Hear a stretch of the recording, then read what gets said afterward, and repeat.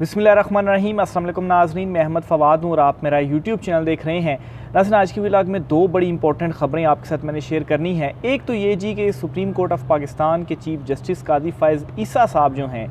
इनकी जानिब से मुस्लिम लीग नून को 3 नशिस्तें वापस दी गई हैं। और ये जो फ़ैसला है चीफ जस्टिस काजी फ़ाइज़ ईसा साहब का, इस फ़ैसले को ये करार दिया जा रहा है कि काजी साहब एक आखिरी कोशिश कर रहे हैं अपनी एक्सटेंशन के लिए और एक राह हमवार की जा रही है कि इसी तरीके से अब इलेक्शन कमीशन रिकाउंटिंग करके मुस्लिम लीग नून को मज़ीद नशिस्तें दे देगा और 2/3 अक्सरियत पूरी हो जाएगी और फिर उसके बाद जो आइनी तरमीम है वो होगी। एक तो इस पर कुछ तफसीलात आपके साथ में शेयर करूँगा कि नामुमकिन है चीफ जस्टिस काजी फ़ाइज़ ईसा साहब का एक्सटेंशन लेना, चाहे इस तरह से भी इक़दाम क्यों ना कर लिए जाएँ। यहाँ तक भी मैं कहूँगा कि चाहे जो जुडिशल पैकेज है वो क्यों ना आ जाए, तब भी जो एक्सटेंशन है वो चीफ जस्टिस काजी फ़ाइज़ ईसा साहब की नहीं होगी। इसकी रीज़न क्या है? जस्टिस मंसूर अली शाह और जो दीगर जजेज़ हैं, उन्होंने जो एक स्टैंड लिया हुआ और उस स्टैंड के आगे ये तमाम इक़दाम जो हैं वो बेअसर होंगे। कुछ exclusive detail supreme court of Pakistan से आपके साथ शेयर करूँगा। और दूसरी बड़ी खबर नाज़रीन,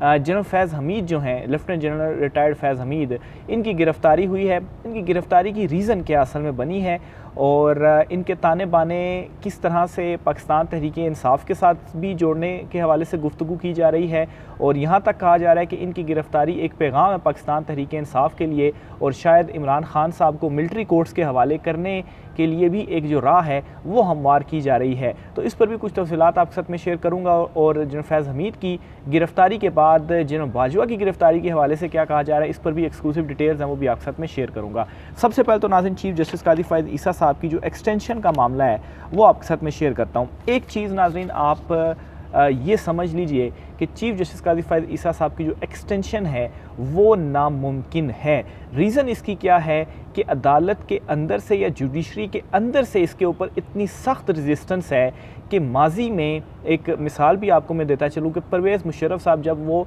LFO लेकर आए थे तो उसमें तो बाकायदा तौर पर ये तरमीम कर भी दी गई थी और एक्सटेंशन भी दे दी गई थी, लेकिन उस मार्शल लॉ के दौर में भी सुप्रीम कोर्ट ऑफ पाकिस्तान के अंदर से जो रेजिस्टेंस आई, जो जुडिशरी के अंदर से रेजिस्टेंस आई, तो तब भी जो एक्सटेंशन थी उस वक्त के चीफ जस्टिस वो नहीं ले सके थे और उन्हें अपने मुकर्रर वक्त के ऊपर रिटायर होना पड़ा था। इस वक्त भी सेम सूरत हाल है, जुडिशरी के अंदर से इस मामले के ऊपर सख्त रेजिस्टेंस है और इसी वजह से चीफ जस्टिस काजी फ़ाइज़ ईसा ये कह रहे हैं कि मैं एक्सटेंशन नहीं ले रहा। मंसूर अली शाह को भी मैंने बता दिया है, मंसूर अली शाह भी कुछ तारीफ़ें कर रहे हैं और वो भी जो गुफ्तगू भी करते हैं, मंसूर अली शाह साहब अपने फ़ैसले से मुतल्लिक करते हैं कि सुप्रीम कोर्ट के ऑफ पाकिस्तान के फ़ैसले के ऊपर इम्प्लीमेंट होगा, लेकिन एक्सटेंशन के मामले और जुडिशल पैकेज के हवाले से वो गुफ्तगू नहीं करते। तो एक तो नाज़रीन मैं आपको अंदरूनी ख़बर देता चलूँ सुप्रीम कोर्ट ऑफ पाकिस्तान के अंदर से इतनी सख्त रेजिस्टेंस है कि किसी सूरत अगर जुडिशल पैकेज मंजूर भी हो जाता है, तरमीम हो भी जाती है मिसाल के तौर पर, हालांकि ऐसा भी नहीं होगा लेकिन हो भी जाती है, तो फिर भी जो एक्सटेंशन है वो नहीं ले पाएंगे चीफ जस्टिस काजी फ़ाइज़ ईसा साहब। तो एक तो ये आपको मैं वाज़े करता चलूँ। दूसरा जी, इस वक्त जो सूरत हाल है अदालती और इंतज़ामी साइड पर चीफ जस्टिस काजी फ़ाइज़ ईसा साहब वैसे ही अपना जो कंट्रोल है वो खोते जा रहे हैं। इंतज़ामी मामले में आप देखें जजिस कमेटी जो है काजी साहब के मतलब है कि मंसूर अली शाह और मुनीब अख्तर जो हैं वो एक पेज पर हैं और काजी साहब ज़्यादातर मुखालफत में रहते हैं, तो एक तो वहाँ से भी कंट्रोल इनका खोता जा रहा है और दूसरा जो अदालती मामलात हैं आप देख लें कि जजेस जो हैं, जो अक्सरियत है जजेस की, वो चीफ जस्टिस काजी फ़ाइज़ ईसा और वो जो जजेस हैं वो आमने सामने खड़े हुए हैं, यानी कि अपोजिट डायरेक्शंस में खड़े हुए हैं। तो एक ये भी सुप्रीम कोर्ट ऑफ पाकिस्तान में सूरत हाल है। दूसरा जी, जो चीफ जस्टिस काजी फ़ाइज़ ईसा साहब ने फ़ैसला दिया और उसके हवाले से कहा जा रहा है जी कि ये अब मददगार साबित होगा, जुडिशल पैकेज लाया जाएगा और नशिस्तें मज़ीद मिलेंगी मुस्लिम लीग नून को और अब रिकाउंटिंग के थ्रू मिलेंगी अगर अदालतें जो हैं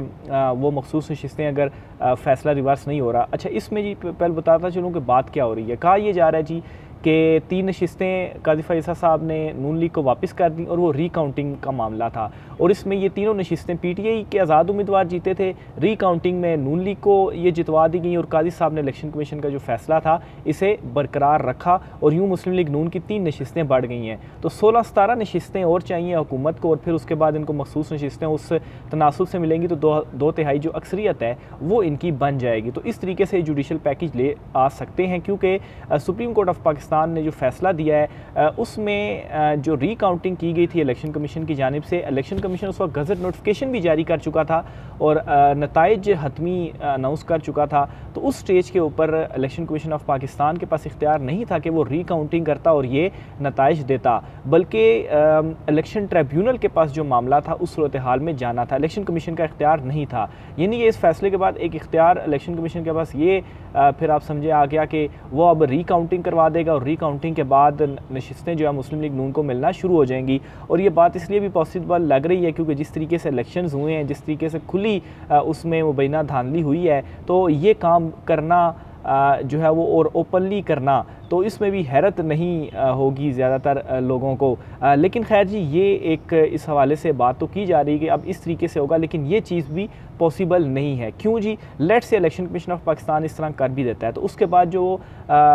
मुकदमे हैं वो कहाँ जाएंगे? हाई कोर्ट में जाएंगे और उसके बाद सुप्रीम कोर्ट ऑफ पाकिस्तान में आएंगे। और सुप्रीम कोर्ट ऑफ पाकिस्तान में अभी तो चीफ जस्टिस काजी फैसल साहब ने यह फैसला इसलिए सुना दिया क्योंकि ये उनके सामने केस लगा हुआ था। तो जब ये सारी सूरत हाल बनेगी तो फिर आप देखें कि ऑलरेडी इंतज़ामिया मूर वाली साइड पर या जजिस कमेटी वाली साइड पर काजी साहब जो हैं वो तो अक्सरियत में नहीं है, 2-1 कमेटी में भी रहता है। तो वहाँ पर जब ये केसेस आएंगे तो चीफ जस्टिस काजी फैसल साहब के सामने क्या वाकई ये जो केसेस हैं वो लग पाएंगे? क्योंकि अगर इस तरीके से आउट ऑफ द वे जाकर चीज़ें की गई और मखसूस नशिस्तों के फ़ैसले को एक तरह से ये भी गैर मौसर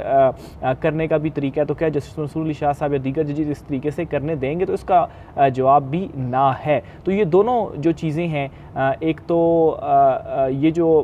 एक कॉन्स्पिरेसी थ्योरी है कि इस तरीके से करके कर दिया जाएगा, मखसूस नशिस्तें दी जाएंगी, जुडिशल पैकेज लाया जाएगा, ये भी नामुमकिन है। और लेट से ऐसा हो भी जाता है तो उसके बावजूद भी अदलिया के अंदर से इतनी रेजिस्टेंस है, इसकी एग्जांपल मैंने आपके साथ शेयर कर दी कि ये चीज़ नामुमकिन है। दूसरी बड़ी खबर नाज़रीन जनरल फैज़ हमीद साहब के हवाले से है। अच्छा, जब जी उनकी गिरफ़्तारी हुई, उनकी गिरफ़्तारी के बाद से कुछ ये बातें की जा रही हैं कि ये एक पैगाम है इमरान खान साहब के लिए इनडायरेक्टली या पाकिस्तान तहरीक इंसाफ के लिए एक पैगाम है। अच्छा, ये क्यों पैगाम है इसकी भी मैं डिटेल रीज़न्स आपके साथ शेयर करूंगा कि जनरल फैज़ हमीद साहब को कैसे पीटीआई के साथ मिलाया जा रहा है। आगे चल के मैं एक्सप्लेन करूंगा, लेकिन ये गिरफ़्तारी मैसेज कैसे है इमरान खान साहब के लिए पहले वो सुन लीजिएगा। अच्छा, एक तो जी जो इल्ज़ाम लगा या जिस चीज़ की बुनियाद पर उन्हें गिरफ़्तार किया गया या उनके अगेंस्ट कार्रवाई की जा रही है वो ये था जी कि आर्मी एक्ट की खिलाफ वर्जी और रिटायरमेंट के बाद भी जो खिलाफ वर्जी है वो की गई और इस वजह से जो कार्रवाई है वो इनके अगेंस्ट की जा रही है। और फिर इसके अलावा यहाँ तक भी इसको जोड़ा जा रहा है कि अगर रिटायरमेंट के बाद आर्मी एक्ट की खिलाफ वर्जी होती है तो ये एक मैसेज इसलिए भी है क्योंकि एक तो ताने बाने जनरल फैज़ हमीद के जो हैं वो पीटीआई से भी मिलते हैं और फिर उसके बाद एक तरह से ये 9 मई के हवाले से भी पैगाम है कि 9 मई में भी इसी तरीके से जो खिलाफ वर्जी है वो की गई है और जो 9 मई में मुलविस होगा उसे किसी भी सूरत उसे नहीं छोड़ा जाएगा, जो सज़ा है वो ज़रूर दी जाएगी और उसको पकड़ा भी जाएगा। और फिर इसी तरीके से इमरान खान साहब के लिए भी एक तरह से ये राह हमवार की जा रही है कि उनके अगेंस्ट भी फिर ये वाला जो मामला है वो चलेगा और हो सकता है कि उनको भी जो मिलिट्री कोर्ट्स हैं उनके हवाले कर दिया जाए और फिर वहाँ पर जो कार्रवाई है वो चले। क्योंकि जो ये वाली अदालतें हैं, अभी जो इमरान खान साहब के केसेस चल रहे हैं तो अभी तो इमरान खान साहब को आईनो कानून के मुताबिक रिलीफ भी मिल रहा है, लेकिन एक दफ़ा मिलिट्री कोर्ट में मामला चले गए तो फिर तो वहाँ की अपनी ही प्रोसीडिंग होती है, वहाँ का अपना ही मामलात होते हैं। तो फिर जो है वो इमरान खान साहब की शायद मज़ीद जो रिहाई है, अभी जो प्रेडिक्ट किया जा रहा है कि जल्द रिहा हो जाएंगे, शायद वो ना हो सके और फिर एक तरह से इमरान खान साहब के ऊपर ये मज़ीद दबाव डालने की भी कोशिश है कि भाई मान जाएं या कोई जो डील शील है वो कर दें। क्योंकि अगर इमरान खान साहब एक मतलब बाहर आ गए या इमरान खान साहब अगर इलेक्शंस में लड़ते हैं तो फिर तो 2/3 अक्सरियत से भी ज़्यादा उनको जो वोट हैं वो अवाम देगी। और जिस तरीके से अवाम अभी गुस्से में है इस मौजूदा चुनतखब हुकूमत के ऊपर, जो महंगाई का एक तूफ़ान वो लेकर आए हैं, तो इमरान खान साहब की जो वापसी है वो बड़ी धमाकेदार वापसी होगी। तो इसलिए अगर उससे पहले इमरान खान साहब के ऊपर कोई दबाव डाल दिया जाए, कुछ चीज़ें मनवा ली जाएँ, कुछ डील ले ली जाए, बातचीत कर ली जाए तो वो ज़्यादा बेहतर होगा। तो बहरहाल जी एक मैसेज इसमें इमरान खान साहब के लिए इस तरह से भी है, ये भी बात की जा रही है। अब जनरल फैज़ हमीद साहब के हवाले से कि अब उनकी गिरफ़्तारी का इनके साथ कैसा लिंक है जी, पीटीआई के साथ या इमरान खान साहब के साथ, या कैसे ये मैसेज है। तो इसमें जी जो कुछ ताने बाने जोड़े गए हैं जनरल फैज़ हमीद के हवाले से, वो आपके साथ मैं शेयर करता हूँ। और बड़े होशरुबा इंकशाफात किए हैं हामिद मीर साहब की जानिब से। और मैं आपको बताऊँ कि ये तो एक तरह से उन्होंने ये भी कहा है कि जनरल फैज़ हमीद की जो ये गिरफ़्तारी हुई है, ये उल्टा पाकिस्तान तहरीक इंसाफ के लिए फ़ायदा मंद है। अच्छा, ये भी माजी में कहा जाता रहा जी कि जनरल फैज़ हमीद ने इमरान खान को ये फेवर करते थे, वो फेवर करते थे, लेकिन फिर एट द एंड जब चीज़ें सामने आईं तो फिर उस दौरान ये मालूम हुआ कि ऐसी कोई भी बात नहीं थी, एक जस्ट ये बयानिया बनाने की कोशिश थी। बहरहाल जी, हामिद मीर साहब ने क्या कहा है? हामिद मीर साहब ये कहते हैं कि पाकिस्तान तहरीक इंसाफ के लोगों को जनरल फैज़ हमीद जो है, जनरल रिटायर्ड फैज़ हमीद, वो ये कहते थे कि आप ऐसा करो और आप वैसा करो, यानी कि उनको वो ख़ुद रब्ता करते थे और कहते थे कि ये काम आपने इस तरह से करना है, वो काम आपने इस तरीके से करना है। लेकिन और ये इन तमाम तर चीज़ों से जो पाकिस्तान तहरीक इंसाफ के लोग थे वो भी तंग थे कि ये क्यों हमें इस तरह से कह रहे हैं कि आप ये काम करें और आप वो काम करें। और ये चीज़ इमरान खान साहब को भी बताई गई कि इस तरीके से हमें जो मैसेजेस हैं, हमें जो पैगामात हैं, वो पहुंचाए जा रहे हैं। और यहाँ तक भी हामिद मीर साहब ने कहा कि जो 9 मई है, 9 मई में भी पाकिस्तान तहरीक इंसाफ को मिसगाइड किया गया और इसके पीछे भी जनरल फैज़ हमीद थे, उन्होंने कुछ जो मिसगाइड है वो किया गया। तो इस कदर यानी कि होशरुबा जो इंकशाफात है वो हामिद मीर साहब ने किए हैं। और वो ये भी कहते हैं कि वो पीटीआई को यहाँ तक कहते थे कि एस्टेब्लिशमेंट में मौजूद इन अफसरान के आप नाम लें और इन अफसरान के नाम लेकर आप जो तनकीद है वो करें। तो ये एक इंटरफेरेंस थी पाकिस्तान तहरीक इंसाफ के अंदर भी। तो उनकी गिरफ़्तारी से इस तरह से पीटीआई को, उन लोगों को फ़ायदा होगा कि चलें अभी जो इंटरफेरेंस है वो बंद हो जाएगी। और वो भी तंग थे इस इंटरफेरेंस से, इमरान खान साहब को भी इस हवाले से जो है वो बता चुके थे। अब फिर एक और चीज़ जो हामिद मीर साहब ने कही है वो ये कि जनरल फैज़ हमीद की तो गिरफ़्तारी की कार्रवाई आप कर रहे हैं, लेकिन अब ये कार्रवाई या जो गिरफ़्तारी है वो जो साबिक़ आर्मी चीफ़ है जनरल बाजवा, उनकी भी होनी चाहिए। और उनकी क्यों जी? क्योंकि ये जो दोनों जनरल साहब हैं, ये दोनों एक दूसरे के साथ जो गेमें हैं वो खेल रहे थे। और फिर ये जी कि 2017 में ये टॉप सिटी वाला मामला अगर आया था या बाद में आया था, या जो बहुत सारी चीज़ें 2017 से अगर वो कर रहे थे, उस टाइम शायद वो डीजीसी थे या फिर उसके बाद डीजीआईएसआई बने, तो उस वक्त आर्मी चीफ़ जो है वो कौन था। तो ये तमाम तर जो मामलात हैं ये दोनों सेम पेज पर थे या दोनों जो है वो गेम्स खेले। तो सिर्फ जनरल फैज़ हमीद की नहीं बल्कि जनरल बाजवा की भी जो गिरफ़्तारी है या उनके अगेंस्ट भी जो कार्रवाई है,